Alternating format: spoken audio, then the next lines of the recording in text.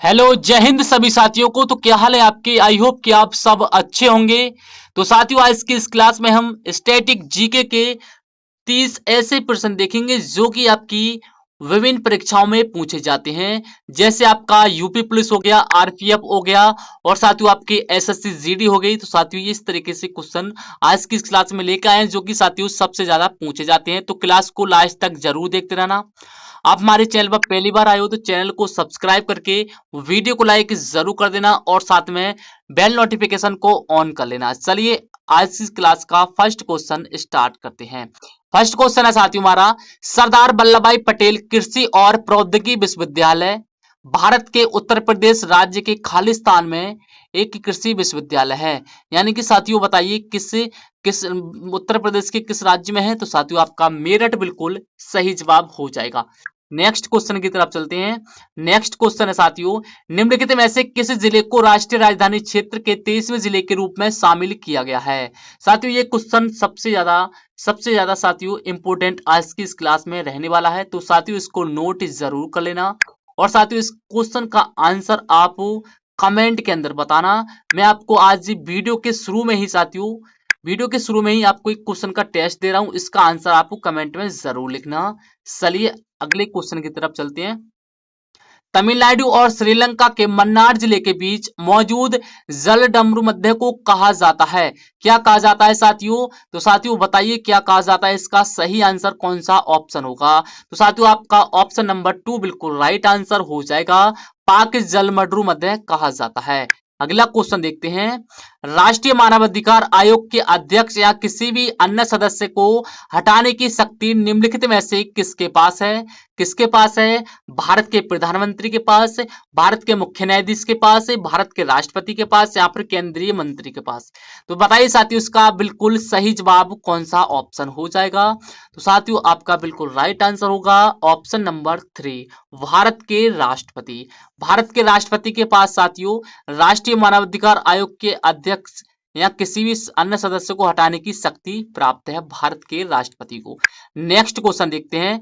केंद्रीय सशस्त्र पुलिस बल आईटीबीपी का पूर्ण रूप क्या है? साथियों आपको आईटीबीपी की फुल फॉर्म बतानी है। आईटीबीपी एक फोर्स है साथियों, ये तो बताना इसकी फुल फॉर्म क्या होगी। तो साथियों इसका बिल्कुल सही जवाब कौन सा ऑप्शन हो जाएगा? तो ऑप्शन नंबर 4 बिल्कुल राइट आंसर है। ऑप्शन नंबर 4 बिल्कुल राइट आंसर है। इंडो तिब्बतन बॉर्डर पुलिस बिल्कुल सही है। अगला क्वेश्चन देखते हैं। भारतीय संविधान में राज्य के नीति निर्देशक तत्वों की अवधारणा को खालिस्तान से लिया गया था। बताइए साथियों राज्य की नीति निर्देशक तत्वों की अवधारणा को किस संविधान से लिया गया था? तो साथियों इसका सही आंसर हो जाएगा आयरिश के संविधान से लिया गया था। नेक्स्ट क्वेश्चन देखते हैं। अगला क्वेश्चन आपका ये भी का साथियों सबसे इंपोर्टेंट क्वेश्चन है आज की, बताना साथियों चित्रकूट जलप्रपात भारत के किस राज्य में स्थित है? साथियों इस क्वेश्चन को नोट करते चलना और साथियों क्लास को लाइक भी करते चलना और साथ में दोस्तों को शेयर भी जरूर कर देना। और साथियों ये हमारा प्रैक्टिस सेट 5 होने वाला है, बाकी के प्रैक्टिस सेट आपको चैनल पर मिल जाएंगे।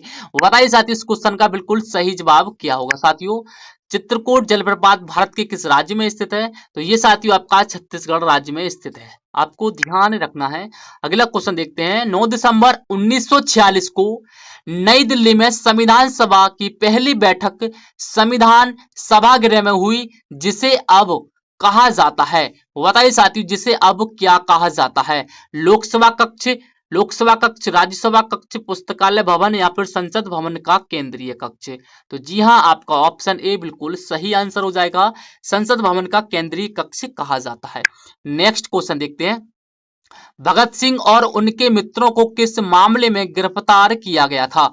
बताइए साथियों किस मामले में गिरफ्तार किया गया था? तो साथियों ये कांड आपको ध्यान रखना है, काफी ज्यादा पूछा जाता है। सेंट्रल असेंबली में बम कांड के कारण साथियों भगत सिंह और उनके मित्रों को गिरफ्तार कर लिया गया था। ये साथियों आपने काफी बार पढ़ा भी होगा। अगला क्वेश्चन देखते हैं। अगला क्वेश्चन है साथियों हमारा पीआईटीए का पूर्ण रूप क्या है जिसका उपयोग भारत में महिलाओं की तस्करी और बच्चों के साथ दुराचार करने वालों से निपटने के लिए किया जाता है? तो साथियों बताइए PITA की पूर्ण रूप क्या है? तो PIT का पूर्ण रूप बताने की कोशिश करेंगे, क्या होगा? तो इसका हो जाएगा अनैतिक तस्करी यानी कि रोकथाम अधिनियम 1986। साथियों ये इसका बिल्कुल सही आंसर ऑप्शन नंबर 3 में आपको दिया गया है। नेक्स्ट क्वेश्चन की तरफ देखते हैं। नेक्स्ट क्वेश्चन है, स्वतंत्र भारत के पहले रक्षा मंत्री थे। साथियों बताइए कौन थे? स्वतंत्र भारत के पहले रक्षा मंत्री कौन थे?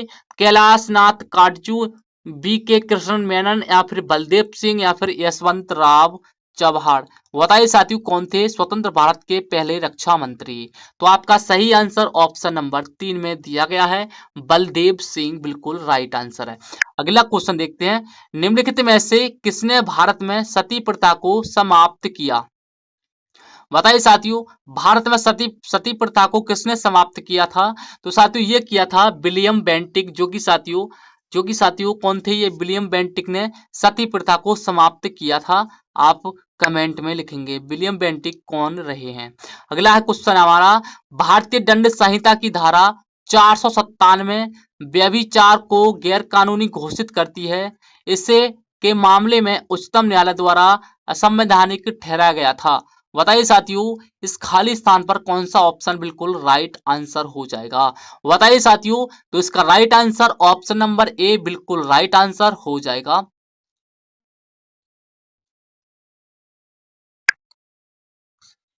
का आंसर ऑप्शन नंबर ए बिल्कुल राइट आंसर है। अगला क्वेश्चन देखते हैं। अगला है क्वेश्चन आपका साथियों, अगला है क्वेश्चन, निम्नलिखित में से कौन सा विकल्प केंद्रीय सतर्कता आयोग सेंट्रल बिजनेस कमीशन CBC के बारे में सत्य नहीं है? केंद्रीय सतर्कता आयोग के केंद्रीय और राज्य के, बताइए साथियों ऑप्शन आपके रहे ये, स्तर पर तस्करी अधिकारियों के खिलाफ शिकायतों की जांच कर सकता है। केंद्रीय सतर्कता आयोग उच्च स्तरीय सरकारी है। बताइए साथियों क्या है इसका? तो ऑप्शन ए ही बिल्कुल सही आंसर हो जाएगा, पढ़ने की कोई जरूरत नहीं है।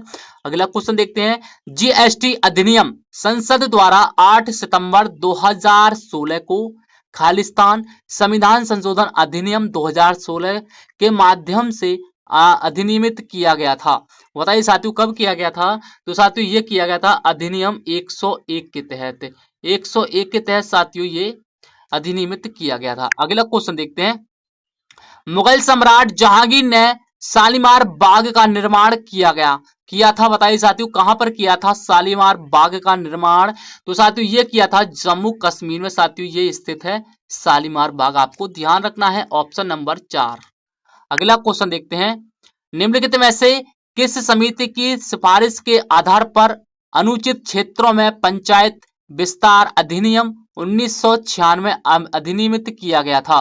तो साथियों कौन सा था बताइए? तो ये था साथियों भूरिया समिति। क्या थी? भूरिया समिति थी साथियों, इसे अधिनियमित किया गया था 1996 में, आपको ध्यान रखना है। नेक्स्ट क्वेश्चन की तरफ चलते हैं।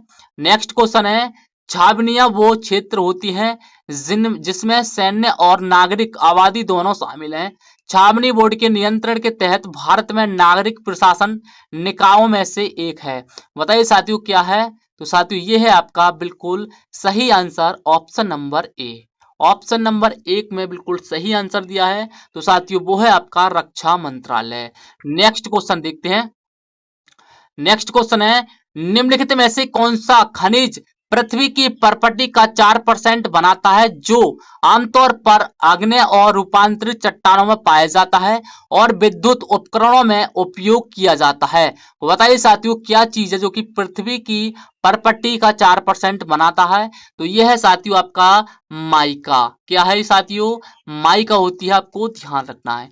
नेक्स्ट क्वेश्चन देखते हैं, महामारी के मामले में सरकार मौलिक को प्रतिबंधित कर सकती है और आम जनता के हित में प्रतिबंध लगा सकती है।